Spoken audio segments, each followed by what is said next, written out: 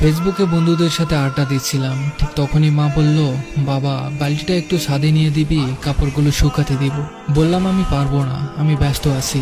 মা বলল, তুই তো মোবাইল টিপছিস, দে না বাবা একটু। রেগে গিয়ে বললাম, যাও তো, নিজের কাজ নিজেই করো, একটু দেখলে এটা ওটা কাজের কথা বলো শুধু। আম্মুকে ঝাড়িয়ে দিয়ে এসে রুমের দরজা আটকে শুয়ে ফেসবুকিং করতে লাগলাম।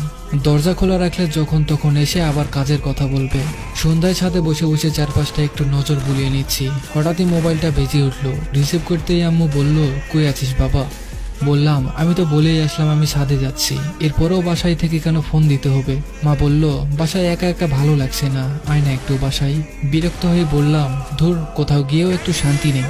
যাচ্ছি, তবে কোনো কাজের কথা বলা যাবে না। মুচকি একটা হেসে দিয়ে বলল, আচ্ছা আয়। বাসায় আসলাম। আম্মু রান্নাঘরে রান্না করছে আর আমি ড্রয়িং রুমে বসে টিভি দেখছি। একটু পরেই আবার আম্মু রান্নাঘর থেকে আমার কাছে আসলো আর বলল, বাবা রান্নাঘরের ট্যাপে পানি আসছে না, একটু পানি এনে দিবি ওই ট্যাপ থেকে।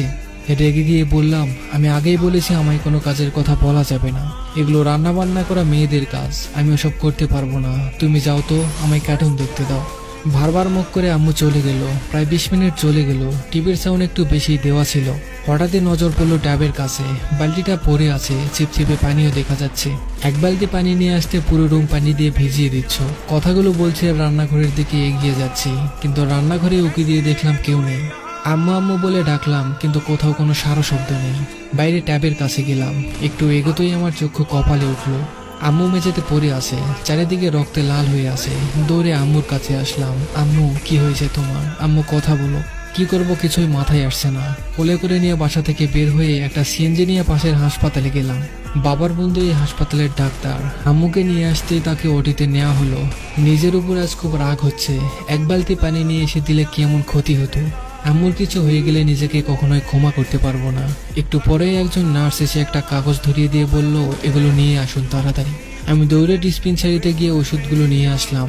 আমি এসে দেখি ওবায়দুল আঙ্কেল ওটির বাইরে দাঁড়িয়ে আছেন।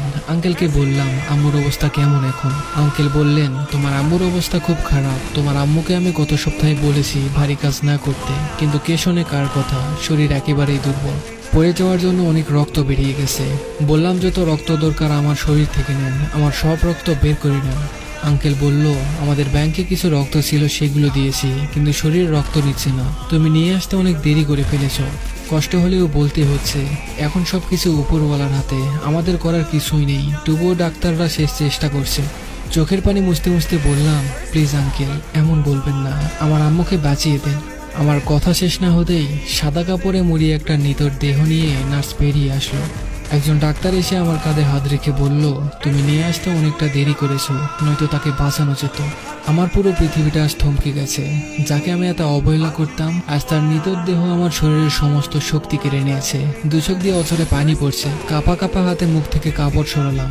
কোনোদিন ভালো করে এই মায়া মুখটা দেখা হয়নি। পৃথিবীর সমস্ত মায়া যেন এই মুখে।